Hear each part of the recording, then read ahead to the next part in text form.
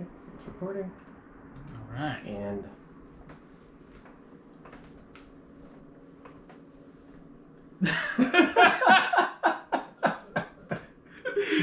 oh, you would be the best stage manager. yeah, I would. It's like a maestro. Thank God that construction finally stopped. Oh man, you know, best laid plans. Yeah, we just took a week off for Thanksgiving. That's just what we did. Yeah, that's what we did. Yeah, we're at that place in life. Where It took me that long to finish the leftovers. Oh. It's about a week. Yeah, no, I guess we start off with apology and then we just never mentioned it again, right? That's what good apologies are. You just do it one time. No follow through, no fixing. That's exactly what we're gonna do. Yeah, sorry. Construction made it impossible for us to record that, and it was raining, and I felt a little creaky the other day too. So, sorry. Blah blah blah. There you go. But we were back in studio. Thank God the construction has stopped, and hopefully thank goodness we'll be back on two a week schedule from now on. We got 2 a some week. Judging by looking at across the street, they seem to be done. I'm trying to figure out a pattern and a flow. But There is none. It's the city. There is none. See. No, they'll come back. It's a crapshoot. Yeah, who knows? They'll set up some cones. Yeah. But we got some guests coming over the next couple weeks. Trying to line some stuff up. We just Yeah. want to make sure we have a steady schedule to not mislead any of our willing and volunteering guests. I'm glad our audience is consensual. Well, it's more like we don't take anyone hostage. That's true. Thank you for lending us your ears. Yeah. Welcome to the More Than Meatheads podcast. This is Shane. And still Luis. You can find us on more_than_meatheads on Instagram, morethanmeatheads.com, More Than Meatheads on YouTube. Yeah. We got some of our episodes now up and running there. Yeah, we do. Even a shorter version for those people with shorter attention spans like myself, which I appreciated. Or for the people that mess up and realize halfway through that they weren't recording, that's me. That does happen, but Yes. I felt we did it on purpose. It's almost like a focus group thing to make sure that we had like what format people enjoy. Yeah, it's a taste. That's what we're doing. It's a sampler platter. There you go, and can't get enough. And then we can also go Never too much, never too much. Right. More Than Meatheads on Facebook, and be on the lookout for Facebook. We're gonna start posting a lot more on there, and so that'll be almost the umbrella type social media. So that way it'll trickle down to the YouTubes and the Instagrams. Yeah. So do it for the gram. yeah, I don't know. If we had MySpace, we'd do it there too. Oh man, Tom, who was it? Tom. Yeah, he'd be my number one. Yeah, he's my guy. He was always the safety, so as to like not get into arguments with anyone. It's like, wait a minute, you number one. Tom is my number one. You use Tom. Yes, That's right. absolutely. He's somewhere sipping a martini on a beach somewhere. It's a Cashing margarita. in. Yeah, margarita on the Cashing beach. in. Yeah, he's cashing in. But how was your Thanksgiving, bud? I haven't seen you since, the other day, honestly. But on air, I haven't seen you since Thanksgiving. Yeah. Thanksgiving was great. Cooked up a 10-pound butterball. That was good. Brined it for about 6.5, 7 hours. Stop looking at me like that because I said butterball. Well, no, you cooked up a 10-pound childhood nickname of mine, so that was very strange. Don't project. So much so. Hopeful aspirations on your behalf there. But yeah, it was a nice long process, which was very enjoyable. Got to do some, I wouldn't say improvisation, but like watching it cook, checking on it. It's like, oh, okay, it seems to be drying out. Let me fix this here. Let me adjust that there. So it was good. It was good. And then I got to share some leftovers with my uncle, so I felt good about that. So that's awesome. Yeah. I got to be, I guess that guy. I got to. Who's that guy? I got to cook for that.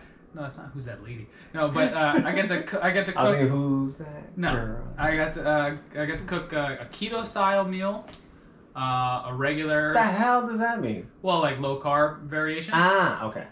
So it was a stir fry, but it was cauliflower rice, broccoli, and egg, and I used coconut aminos and sesame oil. What are coconut aminos? Coconut aminos are the variation to Bragg's aminos? No. Okay, all right. So they're the amino acids that they look a lot like and taste a lot like soy sauce, the coconut aminos, and they're a replacement for it, but it's derived directly from coconut. Interesting. And so you don't have like if someone has a wheat allergy, I have a wheat allergy. A lot of soy sauce has wheat in it, Mm-hmm. and then you get the like gluten-free version, and it tastes terrible. Yeah. So coconut aminos is a good little substitute for it. So yeah, I got to cook that up, which was cool. A cool little experiment. I roasted a chicken for the first time. I got crazy, man. It's fun. It's fun. I don't agree with Thanksgiving on that scale happening only once a year. You're ethically opposed. I am and ethnically opposed. like I've said before in the previous podcast, my mom would not need to wait for Thanksgiving because we always would eat together at 7 p.m. on a regular basis. And if she wanted to cook up a pernil, she'd make a pork shoulder. It's no big deal. She wanted to make Thank a whole. you for translating. Yeah, I wanted to appreciate it. Yeah, cover my bases. Yeah. If she wanted to make a whole turkey, she'd make a whole effing turkey. It's like you didn't have to wait until November to do it. So yeah. So we should encourage that type of behavior more. Sitting around the dinner table has been a pastime that's long gone. That never was a thing in my house growing up, but because of that, I appreciate it so much more now when you can actually sit down to a meal and enjoy that time with others. When I watch either on TV or anywhere where I see families sitting down for a meal, it's like, oh, that's great. When I see the electronics come out and then there's no engagement, I'm just like, that is not good. Yeah. And then the ritual aspect of it, of actually engaging with someone else and having that social interaction. I know we talked about last time about how that could be a detriment, and actually that's the reason why you bring all these people together is just to eat food. Mm-hmm. But to play devil's advocate on that side of things is that you're actually engaging with someone else, and you are turning it into a process where you're not shoveling food in your mouth, and you actually will eat less calories. Yeah, I remember my uncle would hold the record with always the last one to sit down, but the first one done. And this wasn't, I'm not just talking about Thanksgiving, I'm talking just like on a regular basis, that he would just put his head down, not talk to any of us, and just shovel. Real social butterfly. Given the right parameters, yes, he is. Yeah. You've met him, you know. Yes, he is, actually. But that does bring up a point that we were talking about before, where there's a social component that a lot of people are missing now, where, you know, we've talked about it a little bit with the SAD and the process that people are going through. I'm going through and texting my clients that a lot of them aren't that motivated to stay on schedule. People that are in our lives are expressing to us there's this like stagnation type of feel. And it all goes a part of that. So you need to be able to find these engaging behaviors where you can actually experience social aspect on a positive light. And, you know, not just, what do they have there? Those like Zoom calls where everybody just drinks together? Yeah, the like, happy hours, the Zoom happy hours. Yeah, not doing that. No, it's difficult enough for me to do Zoom personal training or virtual personal training. It's like I become those videos. I become the client. I'm just like easily distracted. Yes. Like I left a lovely note for Andrew over at Power PT while I was training for my clients. It was more of a picture's worth 1,000 words, so I drew him a picture. What was the picture of? It was a happy picture. A happy picture. For a 1,000-word picture, coming up with a vague description like that, I'm intrigued. What kind of picture did you leave for our professional coworkers out on their desk where they're dealing with clients? Well, I also left it as a little surprise that it was a few Post-it notes in. Oh, fantastic. It was a picture of... happiness. Your version of happiness, huh? It can be interpreted that way. Sure, it was a healthy... Penis. We playing the penis game? Yeah, no. You just happen to draw a dick pic for our physical therapist coworkers. Yeah, in their office. I left it unsigned, so it would be anonymous. Also, it's like a. Yeah, I mean, 15-year-old you would be proud. 40-year-old me is proud. But that goes into what we were talking about actually before the podcast. Was I gotta run out of here. I gotta hard out. Where I gotta get. Yeah, it's a phrase. We're not up to that portion of the show yet. But I gotta get out of here to go take an exam, and you know, even when like 15-year-old, 14-year-old, whatever the hell, like adolescent you that never grew up, right? Those habits in that case, it's a fun one, right? Don't do that. We're on film. So someone's going to chop that up. Just so you know, what time are we at right now? That's going to be a meme. Yeah, go 10 ahead. minutes yeah, in. 10 minutes in. Go ahead and chop that up, whatever Luis just did. Just don't have my point of view eyes in the background. We're good. But POV. Yeah, so you completely threw me off. But the aspect of a lot of people, as everyone, when you're 15, you think that you're going to, grow up and you're going to have everything figured out. And there's going to be certain aspects of your personality that aren't going to be there anymore. Like in your case, having fun like that. Or in most people's case, they're going to feel like they know what they're doing. Yeah. And I'm coming to the realization that nobody knows what they're doing. Now, do you think that's because of I don't want to make it sound bad because it's for our own good, but our parents are our elder figures in our life. Just try to paint a picture of stability and security for us, and it's really a facade because they're figuring it out also because they've never been at that point in their lives either. Yeah, and there's nobody out there has this moment where you're like, oh, okay, I got it. Yeah, you got it all figured out. No, but what I think it has to do with it is to do with your outlook as a child growing up, where it's like, oh, they have these responsibilities, so they must know what they're doing. Yeah. Just like I'm assuming a pilot knows how to fly a plane. Like I'm assuming if you are paying rent or I am in a car that you knew how to make payments and or somehow got this object. Somehow you have property rights, so you must know what you're doing. Do you think some of that also comes from just being, the way that the school system is set up is kind of institutionalized, that you figure that by the time you're done with school, air quotes, you'll have it figured out? Well, considering I'll never be done with school. Also, considering that over 90% of the population that goes on with one major ends up getting a job in something else altogether. Oh yeah, I mean, it's a Victorian model, so it's modeled after... Victoria's Secret? No. Oh, okay. That's not what that means. But it's modeled after essentially just training assembly workers. Are you trained to be an angel? No. No, I'm not. Oh, that's what I see. Oh, aw. Because I've been institutionalized. Oh, Jesus. Fucking white guy with blue eyes. Oh, man. If I don't see you for too many days, it's the type of shit that happens. Well, the fact that you just called me Baby Jesus, I'm actually on board with. Oh, Baby Jesus. Yeah, it's very blasphemous but flattering. Strange. And also, it's almost Christmas. It is. Yeah. Aw, I could put you in a manger. But, I guess I could be swaddled. I don't know where this is going. Swaddle the baby. But I do know that I want to get back on track. What are we talking about?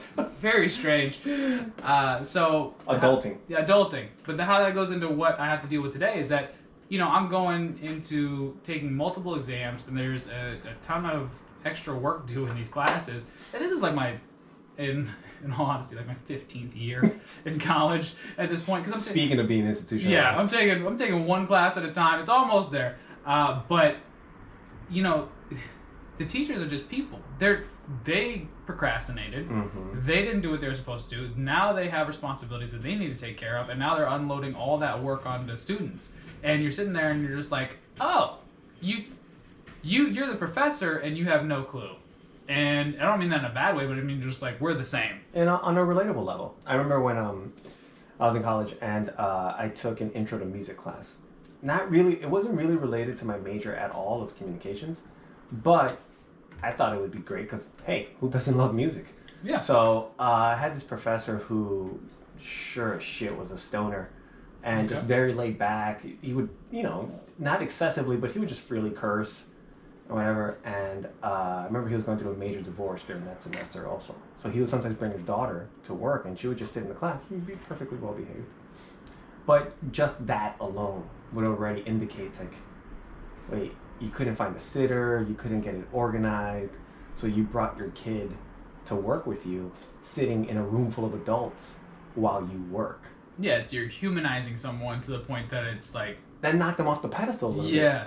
And then what was also fun about it was that one time he took me outside, because I'm a horrible test taker if it's not a fill-in. If it's just multiple choice, I start outthinking myself if I take too long. Oh, like what's the best answer? Yes, Stuff? yes, Okay. and I find legitimate reasons for 2 out of the 4 options. Yeah. So I start second guessing myself unless I quickly decide like that's the answer and I move on. So I remember after a few quizzes, he took me outside the class. He was like, "Hey, Pertus, I want to talk to you outside." I was like, "Oh shit." He was like, "Based upon your participation in class, which you always do, which is great, and based upon like our conversations, do you have some sort of learning disability?" And I was like, "What do you mean?" I was like, "What?" There's some moments in time where I wish I could have been there. And I was like, "Do I need a helmet? Like, am I being picked up by a little school bus?" It's like, "What are you implying?" It's like, your quiz scores based upon the way that you are in class don't match up. You should have just broke down crying. You found me out. I can't read. But then also his just delivery of that, I've never been spoken to like that by a professor. Yeah, And, that's completely out of bounds. But I appreciated it though because it was just so frank and unfiltered, and Yeah. he might have been projecting some of his Yeah, frustration.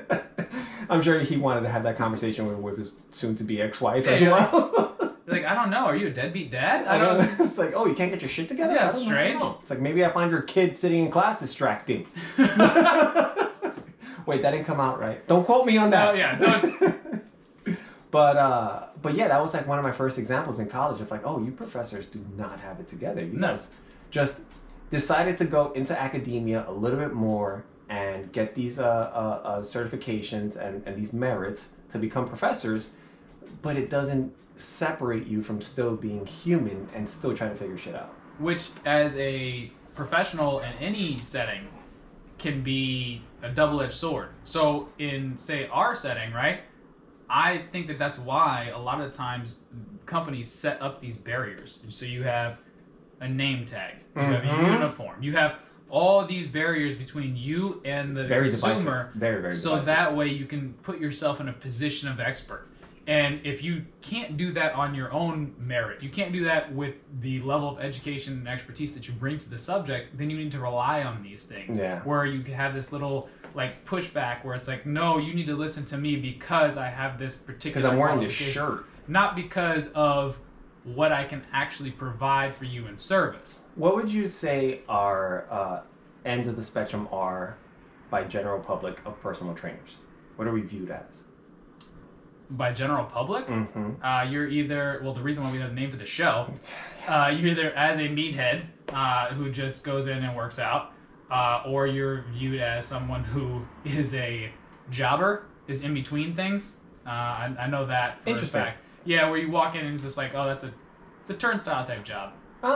It's only a temp gig. Yeah. Okay. I could definitely see that. My exposure has been very much a meathead of just like, you just pick shit up and put it down. Or someone who's seen as, you're just about a doctor, you should be able to fix me. Yeah, you should definitely be able to do that on an hourly wage. And a weekend workshop. Yeah. You took a 2-hour certification and then took an online multiple choice test. I need you to figure out what's wrong with my lower back. Yeah, You're like, yeah. Okay. Yeah, you are a human MRI machine now. Yeah. So please tell me how to fix me. That's when you measure those expectations, and that's your job. It's another aspect of being a professional is that you need to be upfront with those expectations. Which is, and it's a vicious circle that's perpetuated by, shitty trainers, for lack of a better term, of saying it's like, oh, I can fix that. No, you can't. I'll listen to other trainers, Rua, for example. Oh yeah. And a biomechanist on Instagram. Yeah, biomechanist. Mechanist. Yeah. I'll include. I don't. Yeah. And just his story description. His stories are just for like 24 hours to put up there. Yeah. His just what would be almost regular conversation to himself, but incredibly complex jargon to the regular person is just how he speaks. So I'm just like, wow, that's a whole other level of accredited service right there. That's like that. You're the guy. You're the reason why people think that we're doctors. Well, yeah, but at the same time, it's like, everybody has their own, talents and skills that they bring to any profession that they're in. But what we're talking about is those expectations where if you kind of combine those two ideas, where you have the ability to go as far as you want, like it's you can dive as deep as you want into anything that you do, versus, oh, I thought I'd be somewhere else 15 years ago. Combining those two, being honest with yourself and really measuring where you're at and not have any like judgment with that is a very important part of the first step to anything. Yes. Because what happens is, say we take the analogy of the trainer, is they start to buy their own bullshit. Yes, they believe their own hype. And so you're like, oh, okay, cool, I'm done.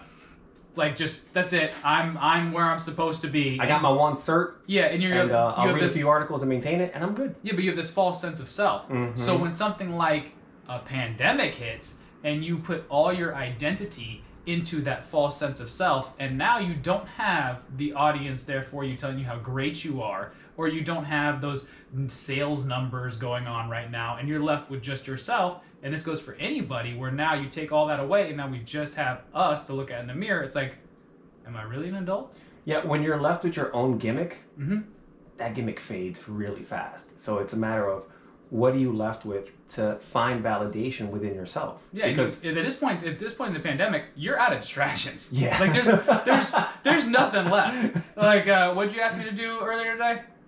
Whoa. What? Fill your... You want me to do what? I asked you to fill my show hole. Fill your show hole. I ran out of stuff to watch. Okay, that's exactly... I'm uncomfortably just moving. That's how a regular person would describe that. Like, hey, do you have any recommendations about things to watch? You phrased it a little differently.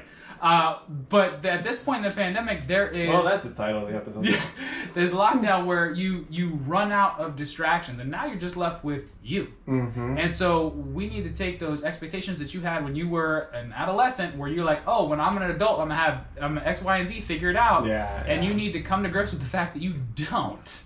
And it's not a bad thing that you don't. No. And I think, look, I don't want to sound so cheesy, but the pandemic sucks. Everything happening, it's not ideal. Mm-hmm.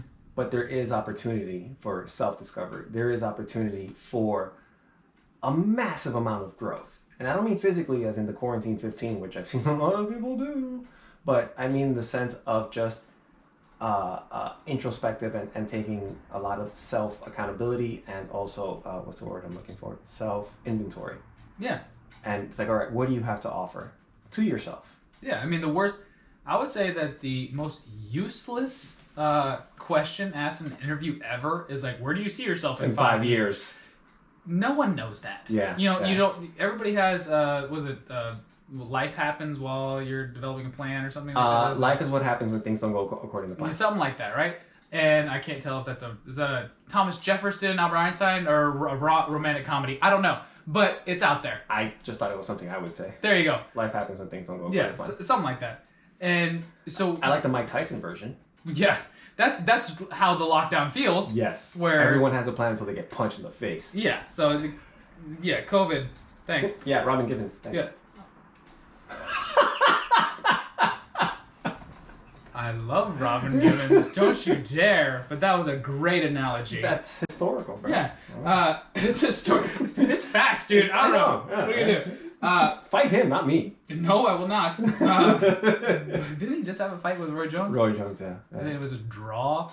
It was barely a draw. Roy Jones at the end, the post-interview, was like, yeah, I'm going to talk to my family, see if I do this again. Those body shots were starting to, he was starting to feel them. Mike was like, yeah, when do we go again? I'm ready to go right now. It's like, ooh, somebody stirred up the beast. It reminded me so much of, what's that Robert De Niro movie where he's an old-time boxer? With Stallone?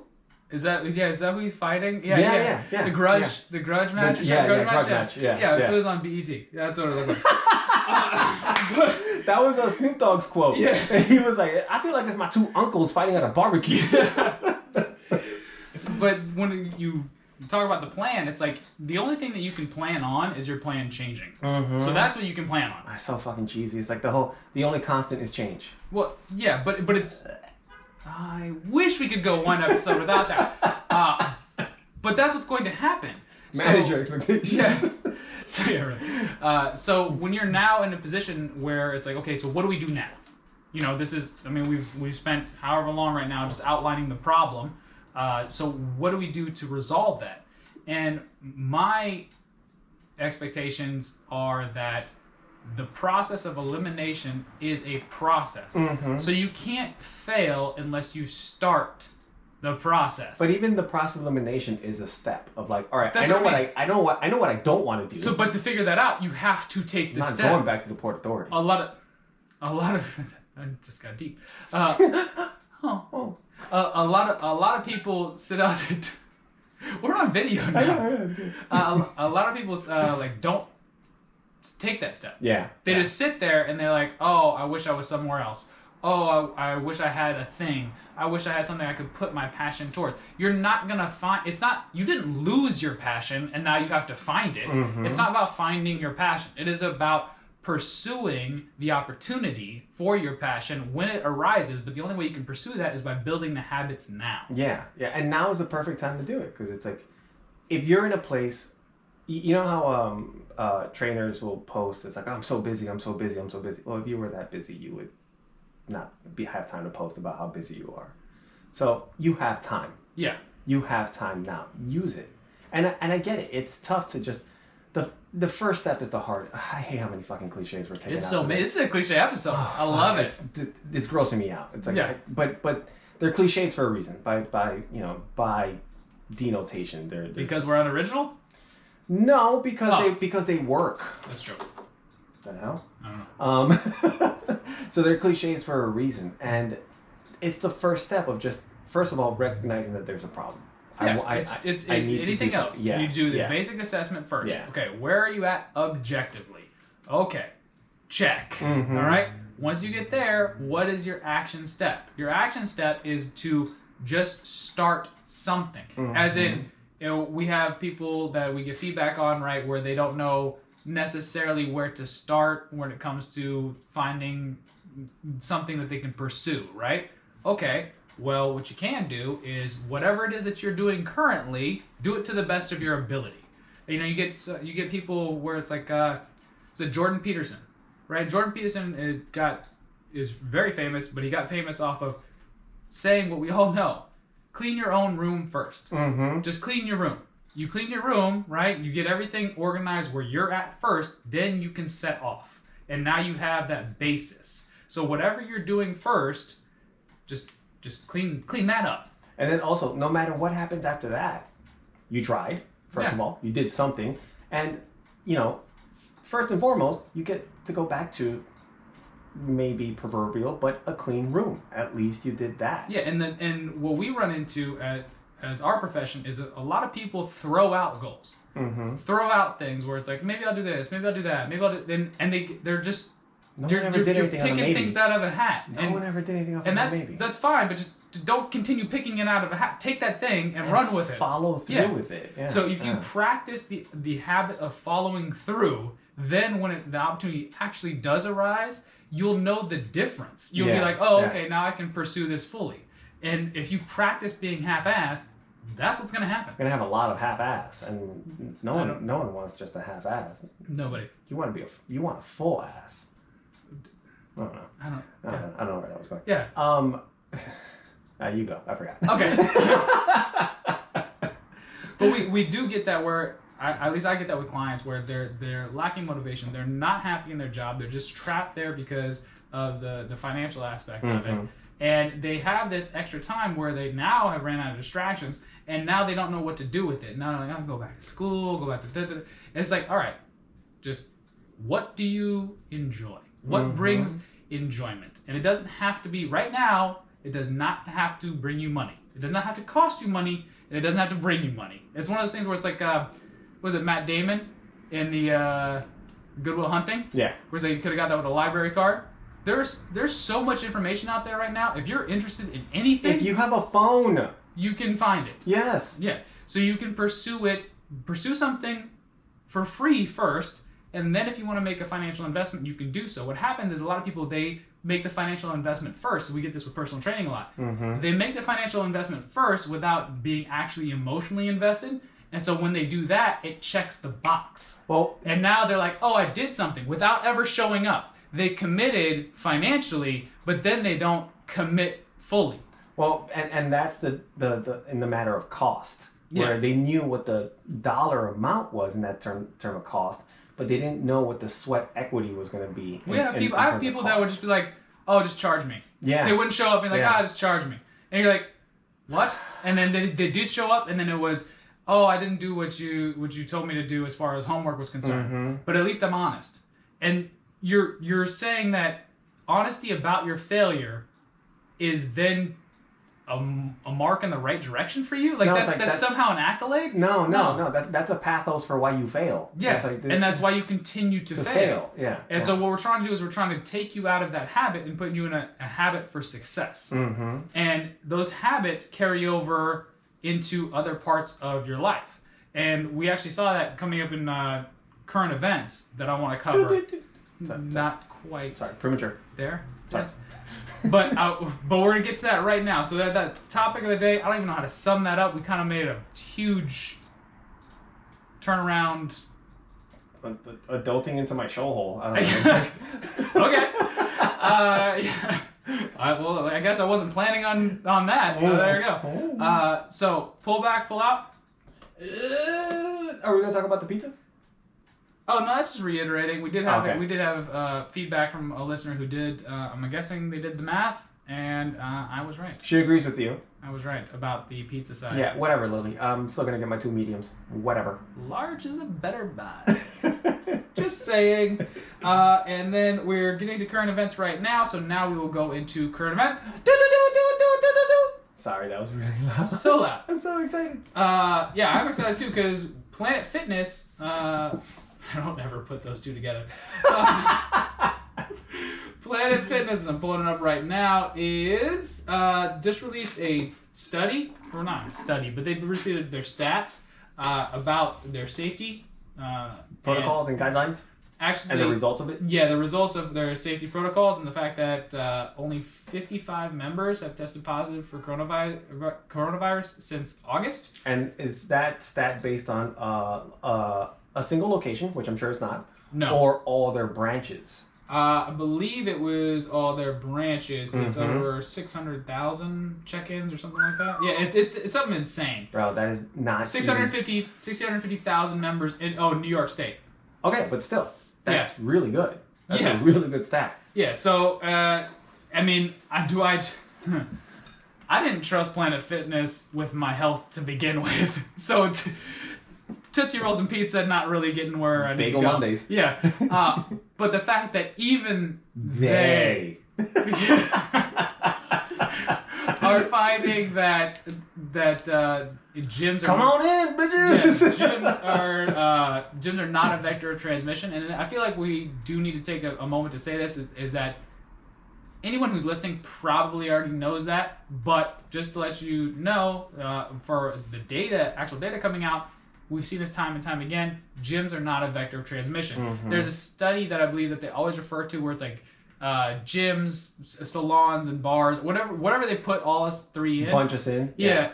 That particular study where they followed a bunch of people, we happened to be the only thing that was open at the time, so there was no other place for people to congregate. So that's why we became a risk factor, and it's a correlation, not a causation. So just like everything else we talk about, when it comes to actual COVID stats out there, generally speaking, the demo that is going to be going to the gym, I don't know, Planet Fitness. So that makes our point even more. At least go somewhere. Yeah, but I go to Planet Fitness too, actually. $10, you can't go wrong. I love it. Yeah, that's amazing. But that demographic is going to be generally more health conscious. Yes. To the point that you're going to see less cases. And so if you have the option to, definitely do so. Do not use this as an excuse not to work out. Also, if there ever a time to even start at the gym or go back to the gym, it's now, with limited population being allowed in. Yes. All the anxiety of having a bunch of people on top of each other, that's gone. I went there the other day. I missed that part, actually. I went there the other day, and it was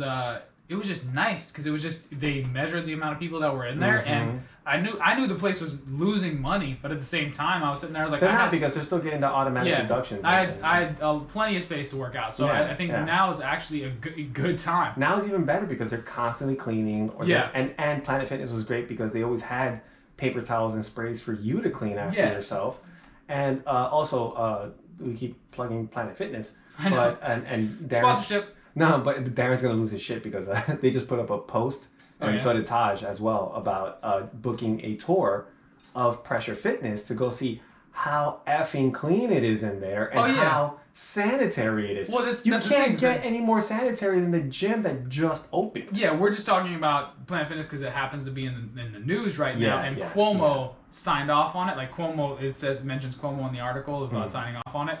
And the reason why we're mentioning Planet Fitness is that I'm not saying it's the worst place, but I'm saying that as far as their business model is concerned, with the amount of traffic, it's the least sanitary, and even they are not a vector of transmission. Yeah, they're the bottom of the scale. So if we go to the other end of the scale, which is Pressure Fitness, where we work, I mean, there's just, just saying. Yeah, we're not biased at all. No. If you're looking at that, I mean, that's no membership, services only. It's sanitary to the utmost. Yeah. So this is definitely an opportunity for you to get out there and work out. Yeah, that's it. Got to button that up. Okay. Button it up. Yeah. So the actual current event for esports.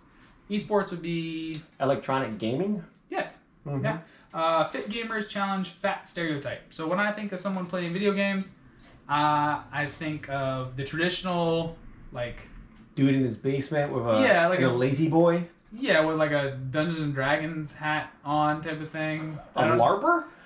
No, like I mean I don't know.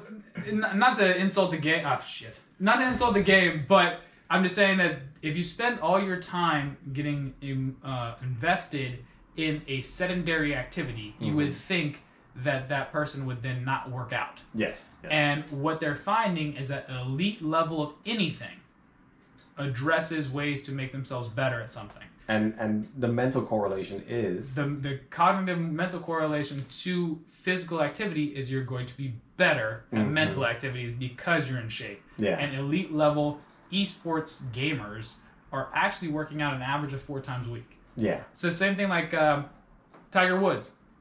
He took a little bit too much, that's why he got injured. But if you look at Tiger Woods, my man's in shape. Yes. Like, he works out, and you look at the other golfers, they're great skill, like, their skill is off the charts. No one's arguing that. Not necessarily the peak of physical fitness, though. The younger generation now are, and they're actually getting a lot more out of their game. Well, as the science is improving and increasing, they see the correlation between, hey, if the rest of my body's in shape, my mind will also be in shape, which means my coordination will increase, which means there's more of a neuromuscular connection with reaction time as well. So, and if you're looking at what we talked about earlier, as far as building habits, being objective, assessing where you're at, not knowing what your passion is, but creating the habits that will actually let you take advantage of it when you do actually find it. We're talking about if we set a goal, and our goal, it does not have to be an outcome-oriented goal. It doesn't have to be I want to lose X amount of weight or gain X amount of weight. It's not that. The process goal. Okay, I'm going to show up just like these guys are on video games all day. They can make it 4 times a week. I'm going to work out twice this week. Just 2 times. Just start with that. You all of a sudden you set a goal, you complete the goal, and now we're just checking off these little wins. These little wins at a time. So if there's people out there that are already going to the gym and they're not necessarily motivated, they don't know what they want to do. Okay, well you set the goal, now you're going to the gym on a regular basis.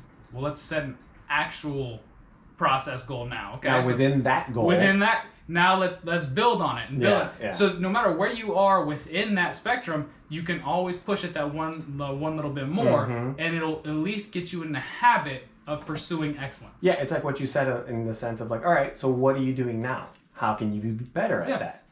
And also, what don't you like to do? Don't do that. Cool. Yeah, what I don't want to see happen is someone who just feels that they have to do the things that they don't want to do, and then they get down on themselves for doing that, and it becomes just a spiral all the way down. You don't need to. I mean, if there's ever a time to take an actual assessment of what you do and don't need, is now. Yeah. Anything else? That's it. That's it? That's all you got? All right, guys. Thanks for being patient and waiting for us to get back to it. Just remember, we try to keep it fun, factual, and functional because it's the only F's that we give. All right, guys. Don't be assholes. Be kind to one another. Take care. Bye.